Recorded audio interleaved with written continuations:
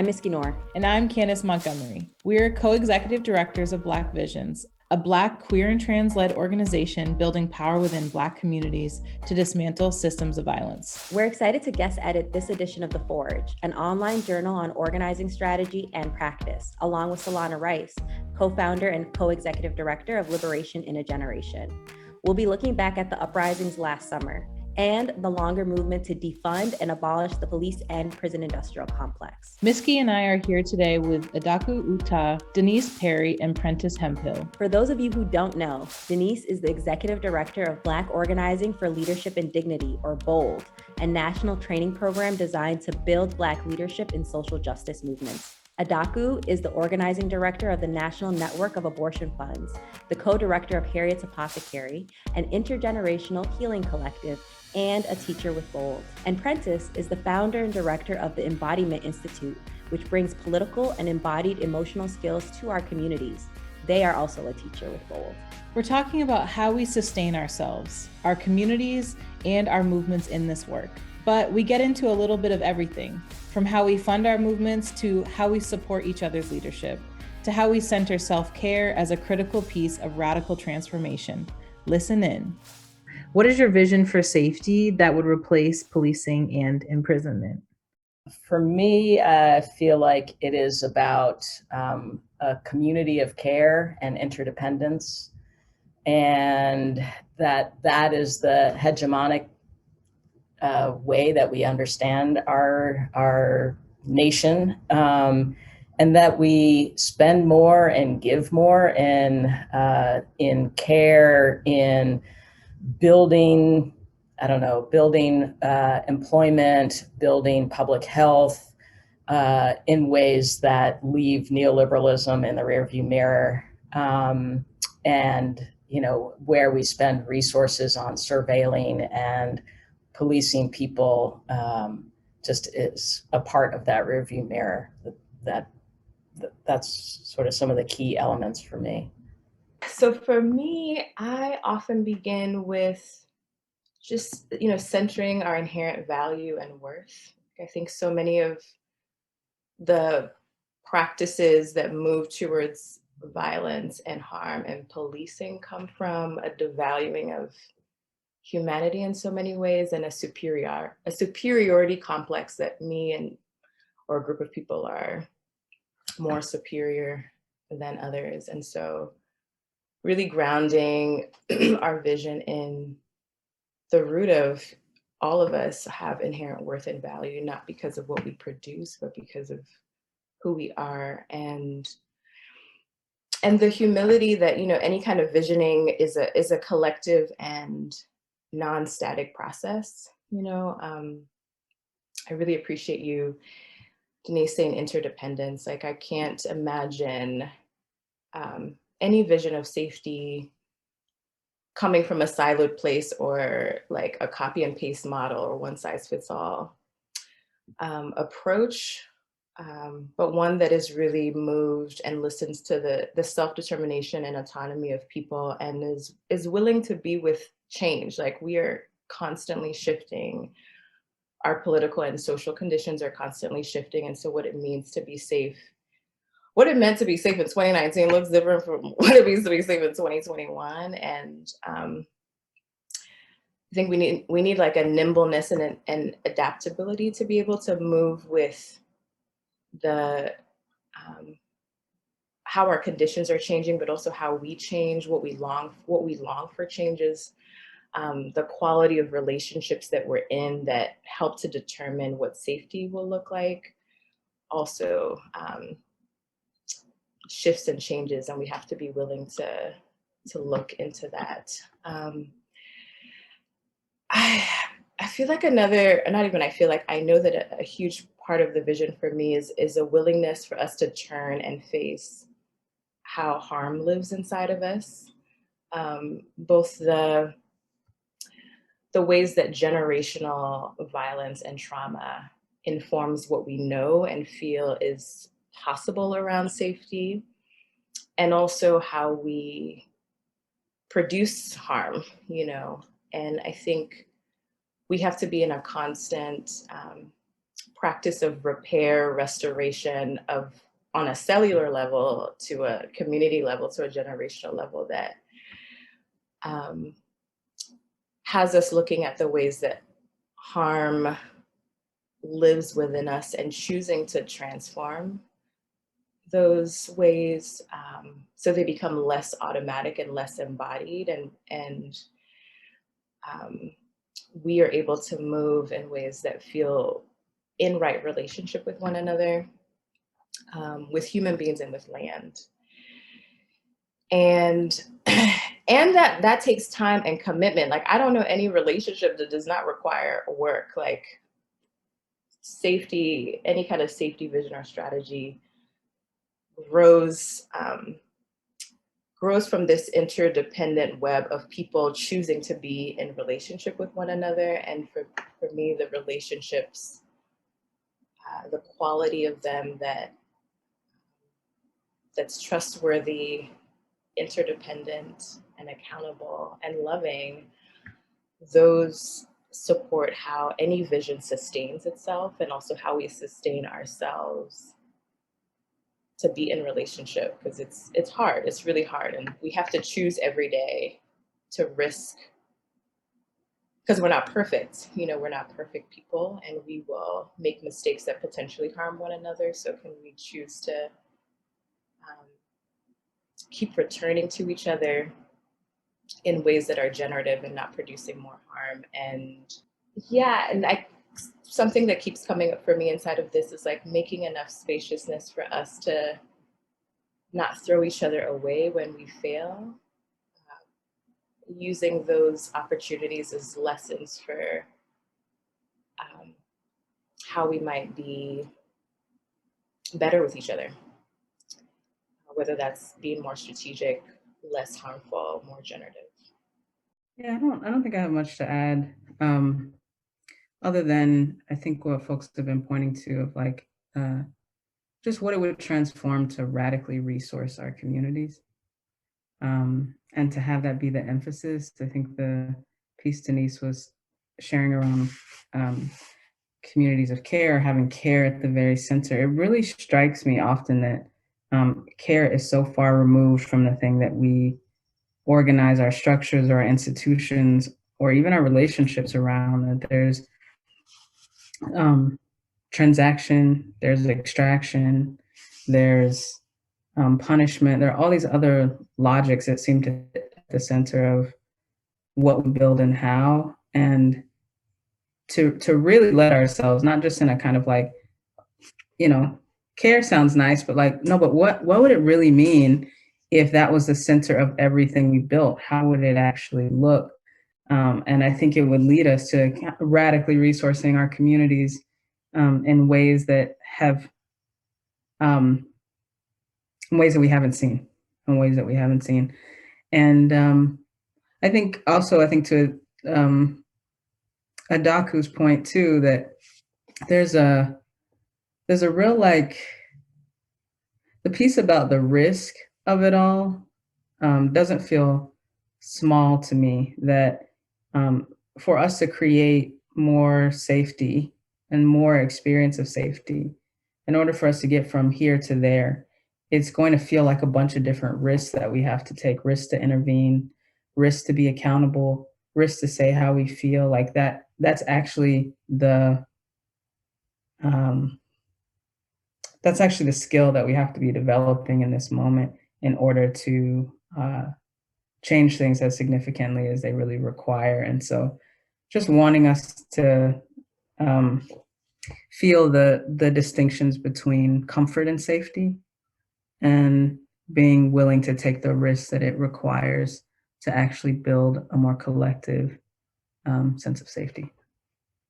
Wow, just to respond real quick before I pass over to Miski, thank you for that answer. And just as we've been out talking to, everyday folks who are not movement, whatever, hanging out on Google Docs and everything all day, that's like the real fear that we're there, is like when you talk to people about safety and like what would it actually mean to feel safe, folks are there with us 100% around housing, around food, around healthcare, around jobs, around culture, around youth programming, whatever it is. But there's that fear of taking the risk of trying out something new. And like we're in this place where we have to say, well, which risk is worth taking? You know, is like what I'm hearing from y'all is like, which risk is worth taking? The one that we're currently in, or creating a different social construct and like relationship with each other on a different set of risks, which center each other and in our care and like our relationships again. So just like really wanted to pull that out for folks who, you know, the audience is organizers. So like, how do we actually talk to our folks to move through those real things that we're going to face as we move this vision forward?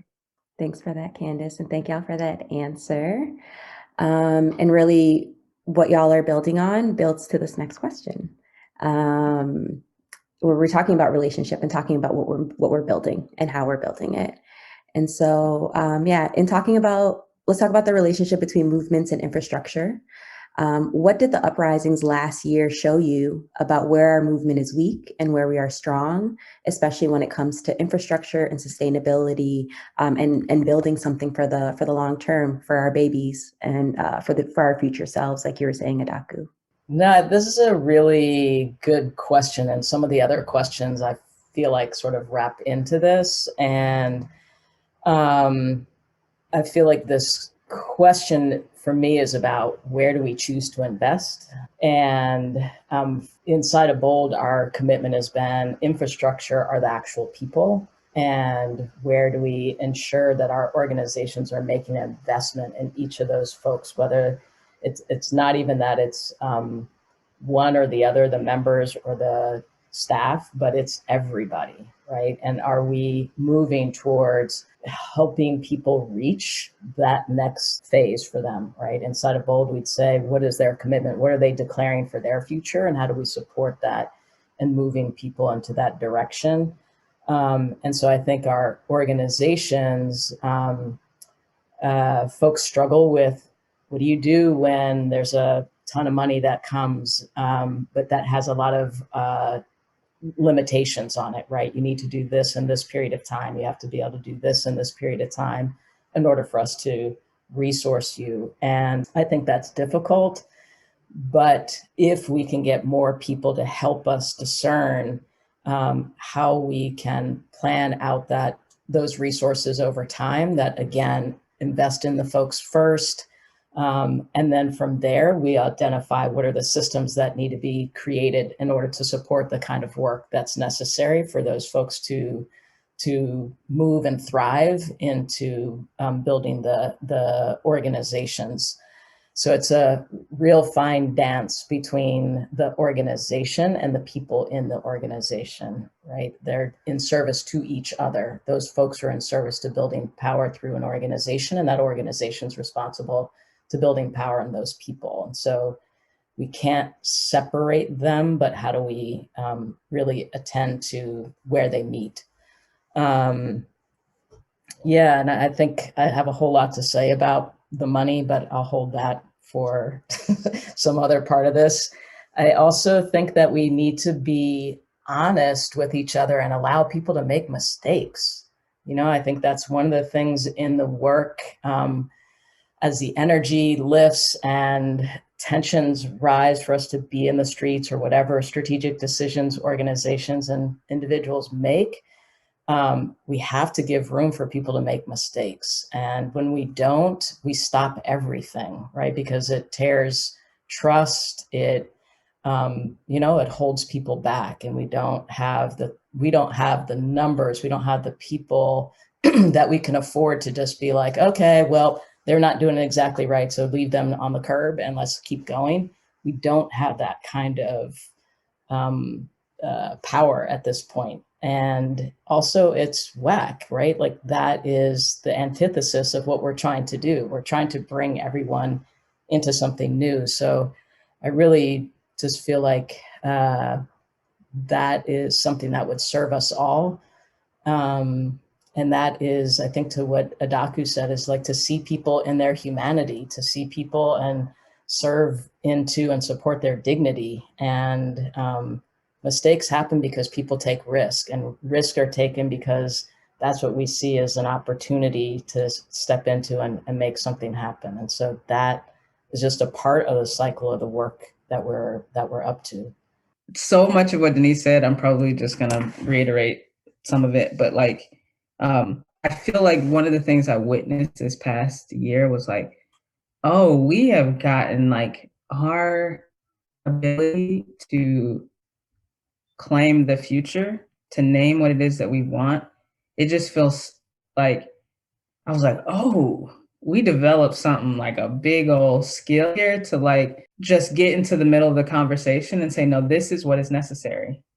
We're going to make this massive intervention that is, for some people, that it's going to be like beyond what their imaginations have even allowed them to see. And we're going to do it in a way that is like just grounded in our love of our communities, grounded in our organizing work, just grounded in our radical visions. And I feel like y'all have led that so well and so powerfully. You've just opened up a portal. So I feel like that's one of the lessons over this last year. It's just like, honestly, I was just like, oh, just say what we mean. Just say it and just build it. And the end was a huge, huge gift and a lesson for me. It changed everything. And then I think the other thing that I'm learning is like, okay, as we're developing the skill around visioning, we are struggling interpersonally for all the ways that Denise was talking about. I'm like, okay, this is the question that keeps me up at night. It's like, okay, I think about y'all so much because I'm like, y'all have put out this vision. What does it take for us to do this emotionally, relationally? How do we do this? How do we build the capacity internally to live into these visions? Feels like the next piece of work, and these moves around grace or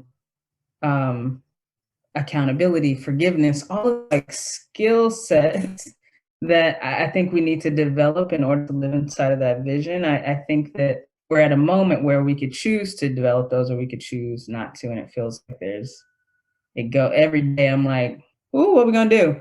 And I think if I say it plain, I'm just gonna say it plain, and I hope I don't get like roasted for this.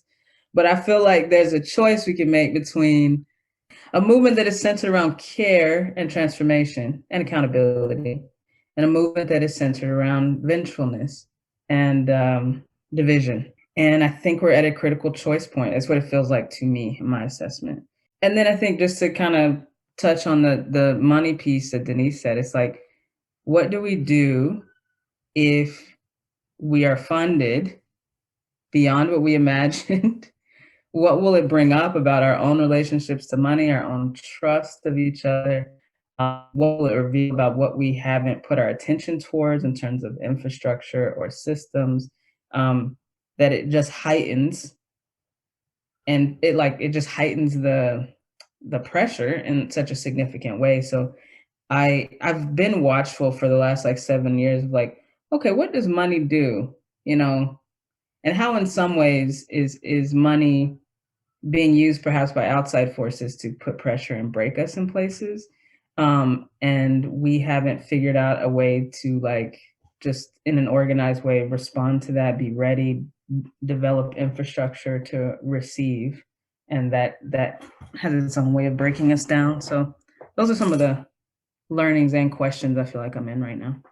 I'm feeling this, when I received this question, I like felt a lot of warmth and activation in my chest. Like this feels like one of the critical questions, not just in this moment, but it feels like an important political study question of like how have past movements answered this question, and also given how unique the political moment right now over the last year and a half with the pandemic and the uprisings has been, the particular ways that we have listened to this moment and intervened have so much to teach us around where we need to redefine organizational infrastructure from what we've known.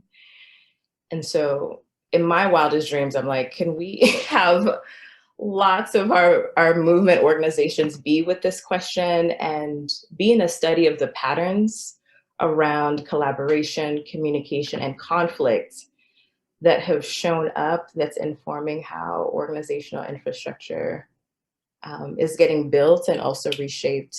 I really want to shout out the ways that we've like emboldened so many more people to take action. I mean, my mom and my dad lives in Nigeria, y'all, in Lagos, and was like watching what was happening and, signed up to be a member for Movement for Black Lives and started donating. And we have a weekly call every Sunday that started off in March, when the pandemic broke. And we use that time for political study, and that's never happened. That has never happened in my family. And I feel like my family is a fractal of what broke open in so many families, not just people who are like close enough to the nonprofit industrial complex or like movement infrastructure to be in with us, but our neighbors were having more conversations. More communities were choosing to divest in institutions that they once trusted, like the police and hospitals and schools, and really imagine what else might be possible. And that feels like such a huge win, to have more folks on our side. And, because COVID really situated us in place, like a lot of us couldn't really go anywhere.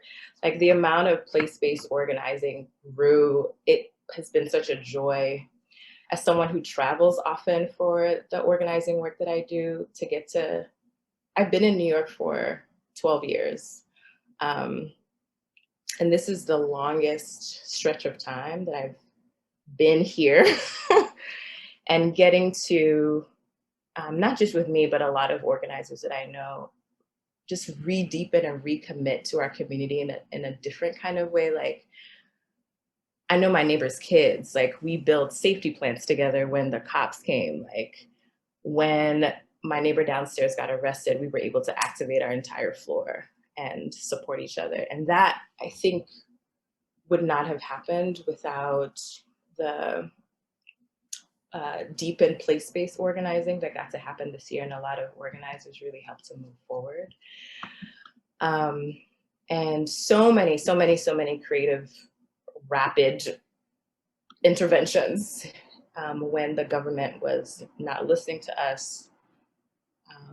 We had people come out of Rikers, like years of organizing where people could not get our folks out of Rikers Island.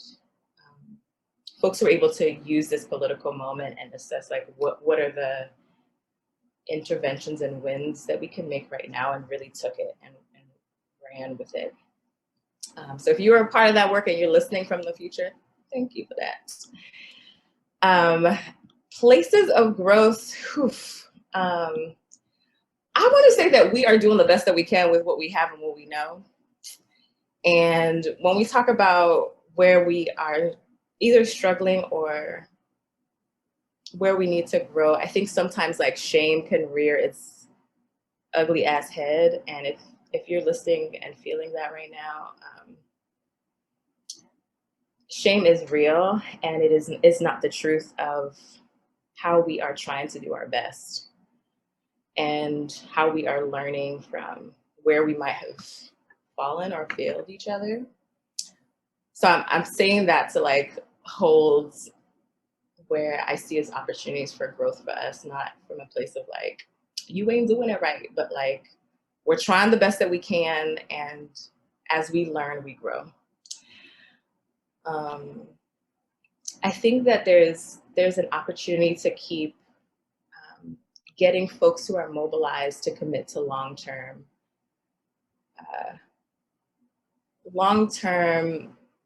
being inside of a political home for the long term, not just engaging inside of a mobilization effort or even one campaign, but saying that, you know what, whether it's a movement building organization or a larger vision for Black lives, like I'm committed to being in this political home long term with people and willing to grow the necessary skills and competence in order to do this work together. And I think there's more opportunities there for us to keep gathering the people who are galvanized by mobilization and keep them in for longer. I think with increased attention and resource also comes increased competition, differences in political strategy and tactics, and sometimes competition around visibility and resources. And I think we need to look at the ways in which, like, what's the backlash and whiplash from being seen even more by communities, and can we proactively plan for how we respond to those so that we don't let those sources of competition, comparison, not being able to be with political difference cause us to fissure and break away from each other and break away from our larger vision. And that comes, we keep bringing up skill and practice here, and that feels like essential to keep echoing over and over and over again, is like, our bodies need to change to the scale and vision that we long for. And in order for us to get to that, we have to keep practicing something different, whether it's like skills, competency, or relationships to get there. And I got approached a lot this year by a lot of leaders who had vision to lead, but just were not ready to lead because of where they were, either in their skill set or competence or their own imposter syndrome. And, can we spend more time really investing in the quality of how our people lead and organize before pushing them into roles of leadership? And sometimes you just learn some stuff while you're doing it, and I appreciate that. And I think sometimes that can lead to exhaustion really quickly, disillusionment, and a lot of turnover where people are like, I can't sustain this magnitude of work that I actually don't have the skill and competence for very long. And can we take even more seriously, and this is connected to the culture of care that I heard Prentice and Denise talking about, is when we hear that our people are tired, how can we listen to that a little bit more and shift the pace of how we do our work? Or whether it's the pace or the kind of shared leadership necessary to carry the work forward. I long for more shared leadership that moves in like a relay race form where we just keep passing the baton, because our bodies move through these cycles on a daily basis of motion and rest, motion and rest, motion and rest. And I think sometimes we don't listen to it or take advantage of it. And I long for a structure that is malleable enough to hold different kinds of pace that help to sustain our people. Thank y'all so much for that. I feel like all of you really touched on choice, right? Where do we choose to invest? Where do we choose to put our attention? And that we're in a place of where we're collectively needing to make this choice. And that our movements have gotten us to that point, right? Like that we can actually make these kinds of choices, and that's something to be celebrated in of itself. And I feel like I also heard that the humanity is in the slowdown. This humanity that we're seeking, this destination that we're trying to get to, it's actually in the now, and that we have the opportunity to really practice together towards that. So thank y'all for that. I am going to pick up on this thread of Muntees All right. Resources that y'all were touching on. And so how does philanthropy fit into this puzzle of the last year of this story? I see you, Adaku. And so, yeah, what is your relationship with philanthropy, and how can philanthropy actually better support movement? And what are your dreams or visions around the kind of models that are necessary for the worlds that we're trying to build? So philanthropy, a few things. I've been thinking about this recently in a little bit of frustration, right? So yes, money is flowing right now, but it is not taking on any sort of like new orientation, right? So, okay, maybe I don't have to write a proposal in order to get the money. And maybe I don't have to write a report. I can talk to you. Those things are great. But it doesn't address fundamentally what the challenge is. They are making the strategic decisions about what we should be doing, right? So it's like, I got to go hunt for the folks who are willing to give money into what I see as my strategy. And that's really painful. It's like, you're not engaged in what's happening in the way that we are engaged. So how you can make these choices, I don't get it. And I do know, like, I'm speaking super generally, and there are family foundations that do things much differently. I'm an advisor in some places, and I'm excited about that. I think those are the places that are really trying to do something different and model something different. And I think that is critical, and that is like the best source for what we're up to. But it's also minimum. And I think the thing is, how do we organize the money rather than the money organizing us? Because right now they are organizing us. They got us dancing out here in all kinds of ways. And one of the things for me that began to change my orientation to it is like, I won't say what I really said, but is like, bump that. This is our money. This is our money. We made every penny that you have to give away, every penny. And so when I shift my orientation to the fact of like, you owe me my money. So it's not about what am I going to do for you to get my money back? It's when are you going to write me my check? And I think if we can be that bold about it, then it begins to open up the opportunity for us to organize the money versus the money organizing us. And, I've had all these like ideas. I'm like, well, how do we do that? Because people do need to get paid. We do need these things. And, I was like, what if one of the largest foundations' responsibility was to do nothing but provide healthcare for every single organization and every staff member and every member for that matter?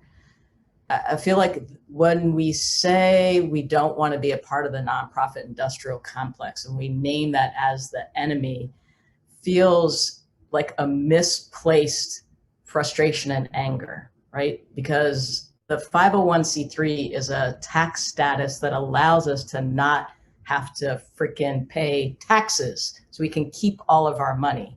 Like if an organization is run well, whatever, call it the industrial project, whatever, it is a place that we actually can practice good governance, that we can make really solid, important decisions. So I'm concerned that people want to throw it all out, like that's the problem. And I think it then leaves us to believe that we can operate on donations, and but yet many of these folks don't even ask their members to pay membership dues. So I'm not sure how that is going to work. Where is the kind of resources that are necessary to get people what they need, what they deserve for this work? And what I think it also has done is it's created sort of like this place to go and get a job I can get a job at a nonprofit and do these things that I've read about. And it's like, yeah, and this is really serious, and it requires us to be able to struggle in together, not just to like, it's not corporate America where you can just be like, I don't want to do this or that, so let me go work over at, Xerox this week and go work at something else next week.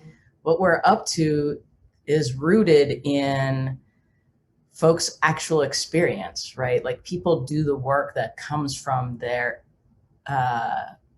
inner experience, right? It's like you work on abolition issues because maybe someone in your family spent half their lives incarcerated. And so this is deeply personal for you. You work on housing because someone in your life was homeless, or that you experience meeting a family that was homeless, and you're like, that's fucked up, and I don't want that for other people. And so these issues are just really deep and demand that we see the we and understand what drew people into that issue. And so the resources, they can't, I just think we need to reevaluate, how do we get our money back?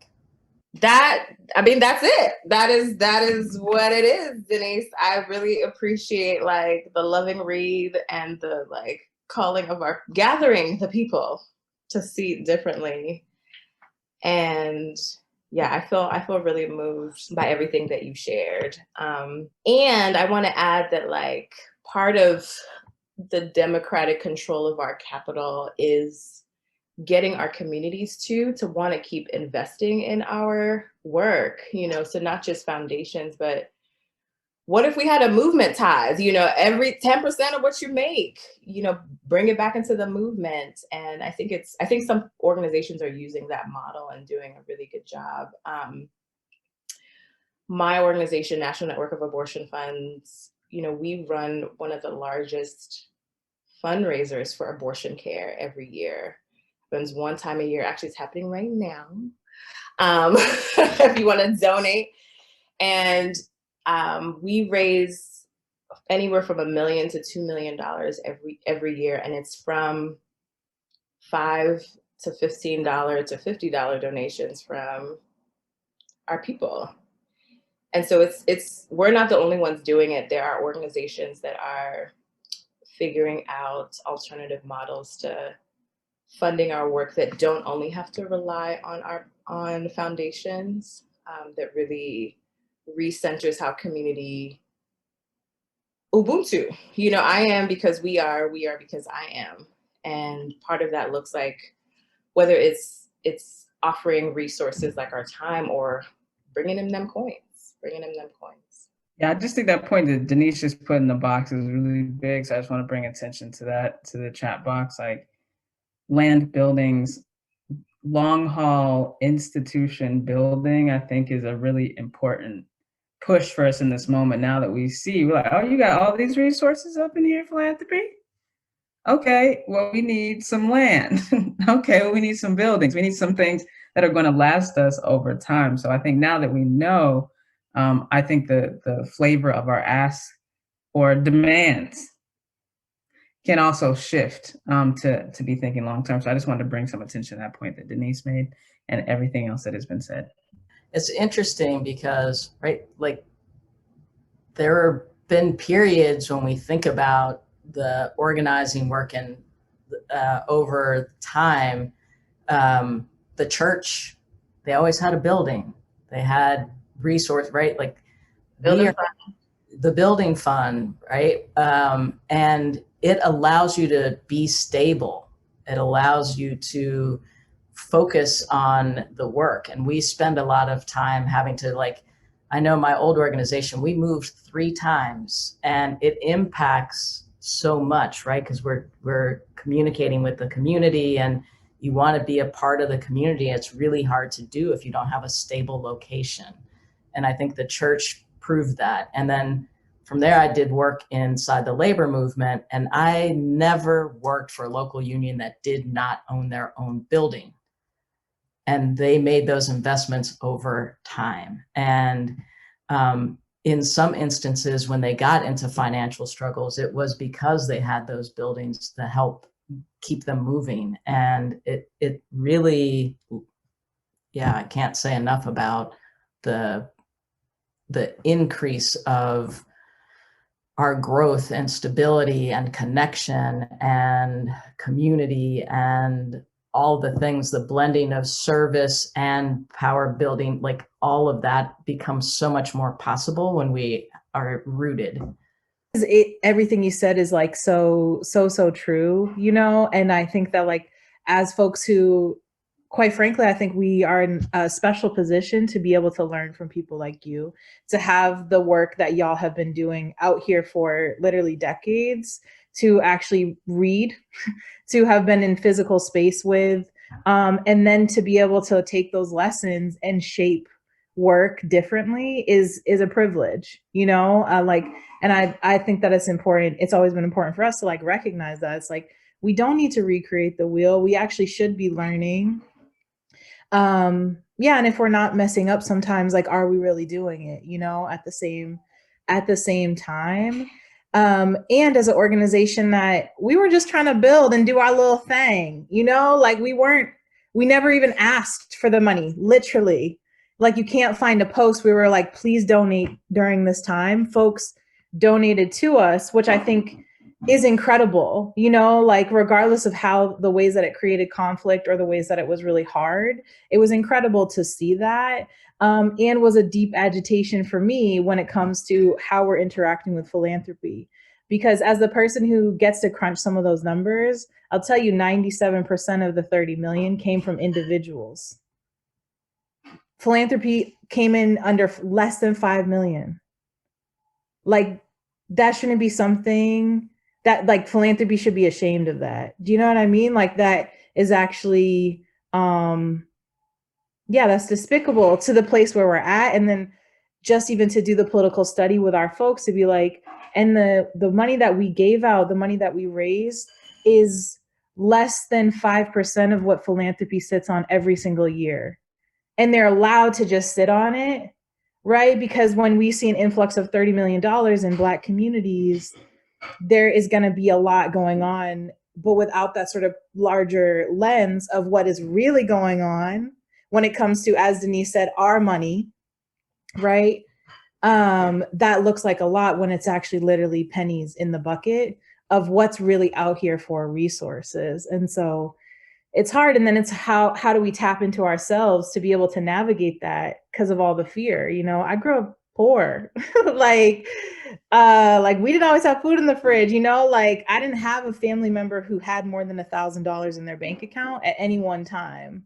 And so then to be both of us to be in positions where we're literally stewarding millions of dollars and trying to do that in a value set that is different than how we've even been taught to think about money, all in real time, all while people are moving through a pandemic, that's hard. And so, but I think the piece that Adaku said I just wanted to lift up is how do we forecast some of that too and build our strategies around that? Because $30 million back to abolition work might not happen the next few years. It might not happen ever again in my career. And so how do we understand that, but also understand that this is the move? White people will just throw money in moments of crisis, and we have to actually be preparing our folks to think about how do we navigate that with our values at the core. And I feel like Black Visions, we really had to learn that, you know, like for me personally, I'll say that I had to grow so much, you know, Miski and I always talk about like, we didn't sign up to be multi-million-dollar organization EDs. You know, I was happy to grow with Black Visions. And that was like where I felt good and had to be, you know, called to a different position. And so of course had to learn a bunch of stuff like spreadsheets and Excel and, you know, financial infrastructure and all of these, you know, red tape and bureaucracy. But I think the hardest growth was really the ways that shame and imposter syndrome and being afraid of messing up, how much I saw that dictating whether or not I was able to be strategic and to really center care in my relationships And that was actually the biggest growth edge and what made last year the hardest year of my life, to date, right? I think that, like, from all of what you all said, when it comes to systems, when it comes to organizations, you are back to like the fractal, the human beings that actually makes inside of that. And Denise talking about that relationship between those. So, we want to ask y'all, what do you do to make the movement work more sustainable for you? Parentheses, as a whole, human being. How do you keep self-care at the center of radical transformation? I want to answer this question by how I began this conversation is, for me as a dark-skinned, queer, non-binary migrant, before I was even an atom in my mother's womb, there's so many expectations placed on me on what kind of power I have or lack thereof, and how my body needed to be in service to other people's lives. And it is a constant practice to keep reclaiming that as someone who, like, I feel really clear about my purpose in this time. Like, I love Black people. I'm in a deep commitment to reshaping our movements and building power and love and joy with our people. And I also know that the work of care, the work of organizing, teaching, healing in this time, which are many of my different roles, are roles that Black femmes, Black queer folks have had to do by force or not with choice. And doing that at the expense of our own bodies. And there are ways that I've internalized that leads to me doing work, overworking, leads to me overworking. I also come from Nigerian parents who grew up during the war, where it's expected that you work really, really hard and produce at an excellent and high level. And I love being excellent. I love being excellent, and I am excellent. And I want to do that in a way that doesn't cause my body harm or is out of center of my Black life, and other Black lives. And so it's a constant exploration, assessment of what are the ways that I'm falling into harmful ways of being in my Black body or not being in my Black body. And can I keep coming back home? Can I keep coming back to this home? And I really want to shout out, it really does take a village. It takes a village to do everything for me. I want to shout out my village, my friends, my therapist, my somatics coach, Spencer, all of y'all in some way actually have held me accountable in some way to not just like rigorous organizing strategy, but have been willing to ask me how I'm doing for real, and really wanting to know like how I answer that question. And so I really appreciate the ecosystem of care that's around me that also includes my ancestors, who I pray to every day. I talk to Harriet Tubman and my great grandmother every single day, and I'm like, how we doing? Is this work in integrity? And that helps me stay really close to this North Star of liberation, and also soften enough to feel the impact of this work on my body. Like my office, where I'm in right now, there's altars everywhere. Literally, I mean, you can see some of them, they're like little mini ones right behind me. And I have reminders on my skin, in my home and where I go that reminds me of what, yes, what my North Star is. And then I did some really rigorous work around grief this year. And I've been doing work around grief for a really long time. And I feel like this year was probably the closest and deepest that I got. I lost So many people. A number of family members became ancestors this year. I lost my home. I lost a 6-year relationship that I thought was going to be forever. Um, I became a director. Like there's so much loss that happened, and I really had to contend with the grief that oftentimes actually really frightens me.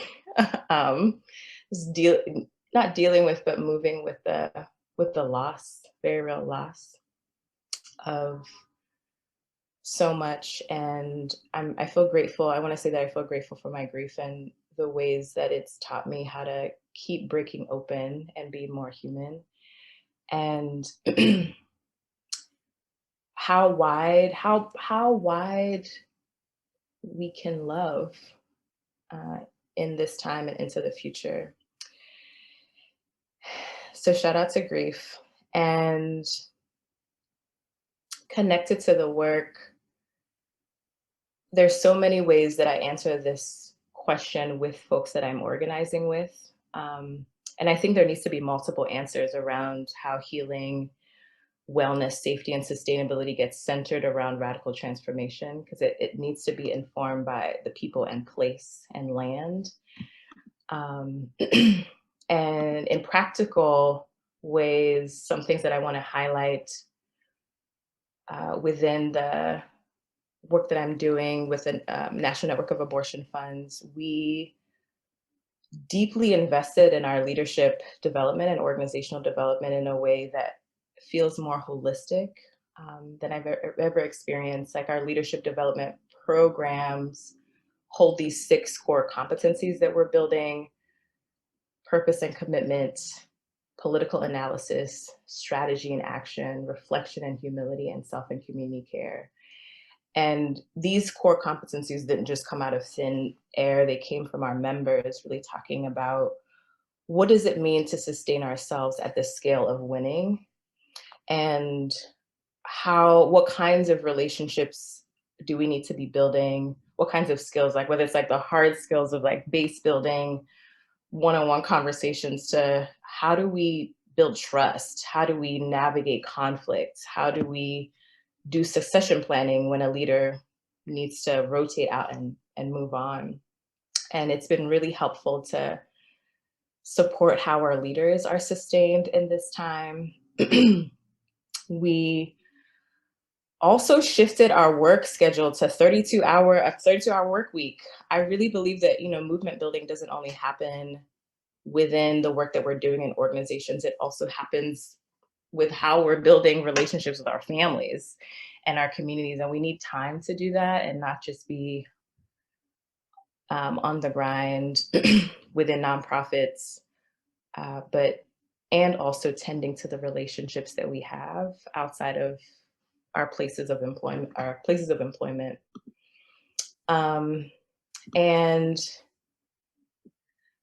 And then the other thing that we did this year in particular was intentionally creating spaces of joy, spaces of connection that were not just tethered to like a campaign or something that we were producing and working together, but was just about love and joy. So literally they were called joy spaces that like our staff and members co-created, where people could love upon each other and want to stay in for much longer.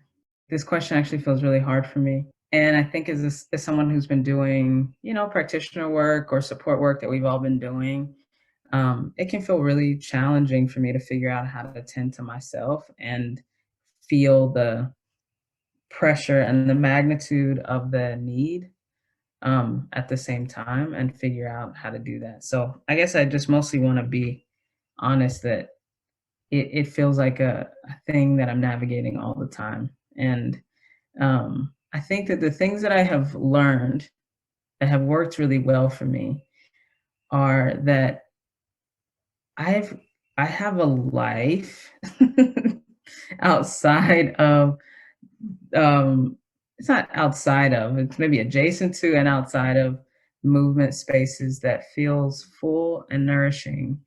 And I think in the moments where I have gotten most overwhelmed or most heartbroken or whatever it is inside a movement, burnt out. I feel like I can really say that I have been burnt out in the past.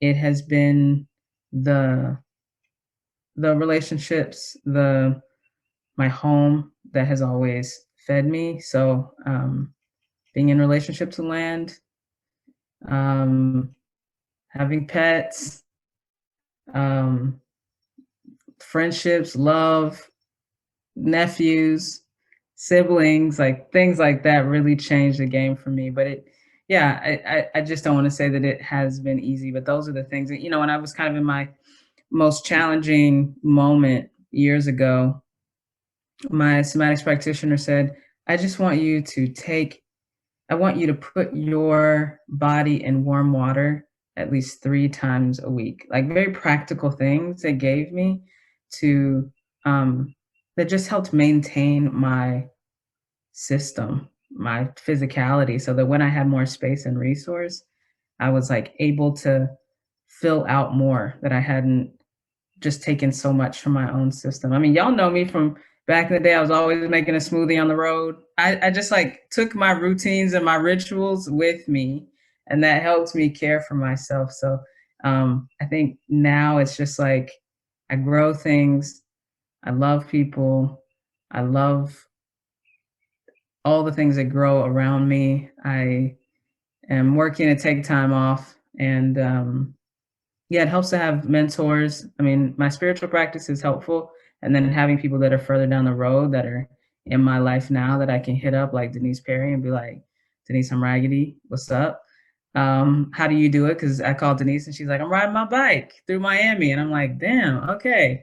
I need to step my game up. So I think this is kind of a little side point. I don't want us to underestimate or undervalue people that are further down the road than us that are here right now. Because I think our relationships in other planes, I pray to my ancestors. I love my ancestors. And I'm like, in our elder game, I think as a movement, we need to pick that up, because there are people who really know more than we do and can support us and can be our friends and can, just help us find our way through this. And I'm so grateful that I have had that value for so long, of like having people that are further down whatever path I'm on, to be in friendship with, because that has really helped me correct and create boundaries and grow. So I just want to say I'm really grateful for that, because that is still helping me change. All right. I'll make it quick to the point. It is not easy, to ditto what Prentice said. And for me, and this is a place that I want to say thank you to the two of you, is that one place that I really get a lot of juice from is just staying in relationship with folks who are out here doing the work, and from time to time could use somebody to acknowledge their presence, acknowledge their struggle or whatever. And it's not anything more than that, right? Sometimes it's a text message, but knowing that it's keeping me connected, and it's in service to things I believe in, and more importantly, in relationship, right relationship with people I really deeply care a lot about, and sometimes worry a little bit about. So that is number one for me. And luckily, this job, I have lots of people I can reach out to from time to time, and it's a game changer. It's a lifesaver for me. And the other things are, it's not easy. I can, stay holed up in my house and read a book and swear to God I'm doing something that feels good to me, and recognize that that's not really true. And so, yes, I've had a variety of therapy. I'm grateful for Prentice, who showed up when I was really pretty falling down. And what else? I think we all have passion for something we like, and I'm always trying to make time for those things, whether it's regularly or once a week. There's some things that I just have a mad passion for, and so I go for it. The one thing I wanted to say before I stop, because that's about me, but I think this piece that Adaku raised about grief is real. And I think our work, all the transitions, all the changes are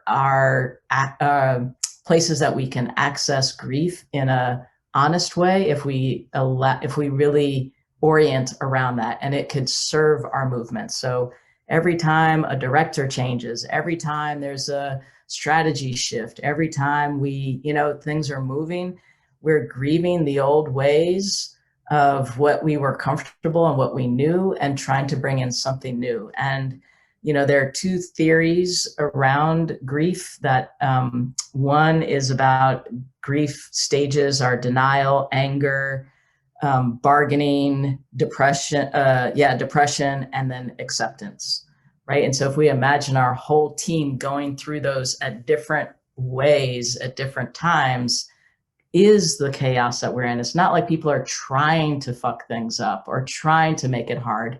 They are having a visceral response to their own grief of the changes that are happening. Even this horrific, bigger picture of the conditions, political conditions, every time something changes, it's impacting our lives, good, bad, or indifferent, and we will grieve the old ways, right?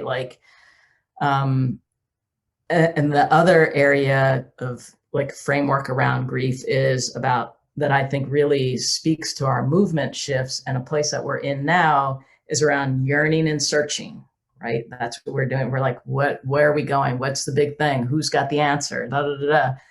Despair and disorganization. We see that happening.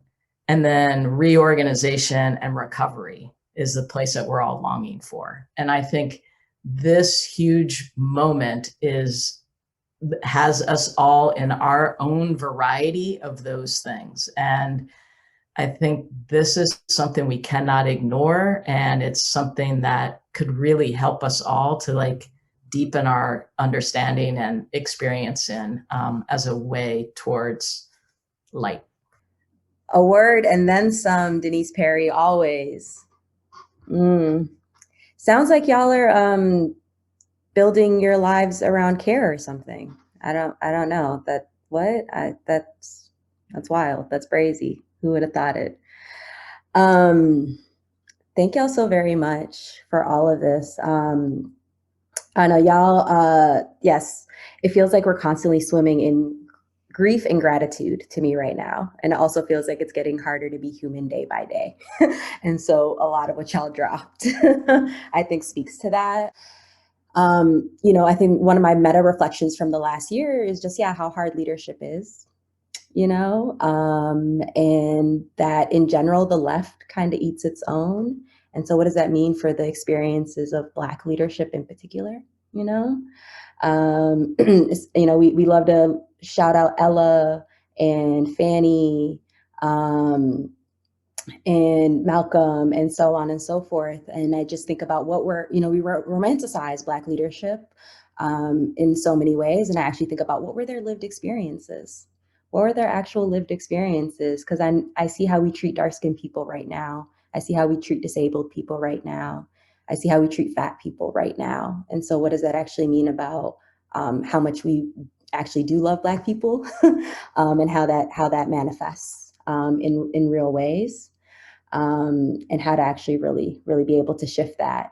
There feels like, and especially even over time, right? Because our experiences change with the particularities of our positionalities, right? Because that shifts and that changes, and how are we actually real about how that is happening for us, and then therefore change our behavior and move differently based on those things as we learn, right? As you said, Adaku, as we grow and we learn and do better. Okay, so I know we all got to go, but we're asking everybody this last question. So a phrase, a sentence, or whatever, the wisdom. What is being said but remains unheard? What is being said and still is not heard that you want to land for people right now?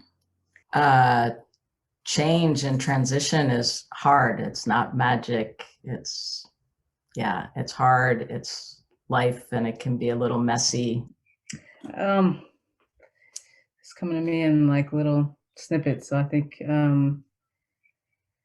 care, accountability, risk over comfort, that partly what we're moving towards is not just being comfortable, but to be really in our lives, and the grief and the beauty and the love and the sorrow, and to not have a disproportionate amount, but to be able to really live our lives. And so let's step into what's hard as much as we step into what's beautiful. Ooh, I sign up for that.